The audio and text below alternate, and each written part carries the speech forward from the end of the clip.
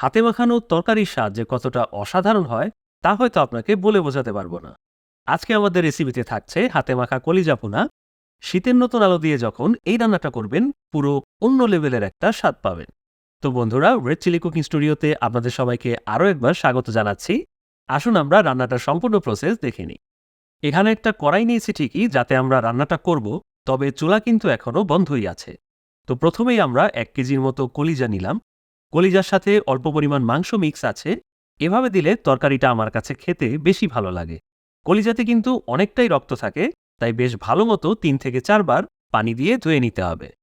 এবার দিলাম 1 কাপ পরিমাণ পেঁয়াজ কুচি, যেগুলো অবশ্যই একটু মোটা মোটা করেই কুচি করে নিতে হবে।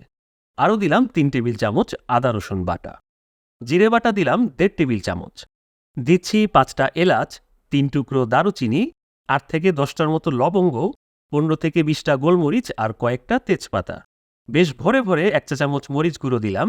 আপনারা স্বাদ অনুযায়ী এর পরিমাণ অ্যাডজাস্ট করে নেবেন। আরও দেব 1 চা চামচ করে হলুদ, ধনে গুঁড়ো এবং গরম মশলার গুঁড়ো। স্বাদমতো কিছুটা লবণ দিলাম।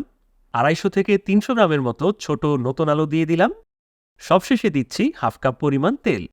এবার মোস্ট ইম্পর্টেন্ট স্টেপ, সবকিছু একসাথে ভালোভাবে মাখাতে হবে। মাখানো বলতে জাস্ট মিশিয়ে দিলে হবে না, এভাবে হাত দিয়ে কচলে একদম মাখা মাখা করে নিতে হবে। এই মাখানোর উপরেই কিন্তু তরকারির স্বাদ অনেকটাই ডিপেন্ড করবে, তাই একটু সময় নিয়েই কাজটা আপনাকে করতে হবে। তরকারি মাখা হয়ে গেলে এবার চুলা অন করে রান্নাটা ঢাকা দিয়ে দিচ্ছি। ফিরে এলাম ঠিক 10 মিনিট পর। একটু ভালোভাবে নাড়িয়ে দিতে হবে, তা না হয় তরকারিটা কড়াইয়ের নিচে লেগে যেতে পারে। এখানে আমি এক্সট্রা কোনো পানি দেইনি, সম্পূর্ণ পানি কলিজা থেকেই বের হয়েছে।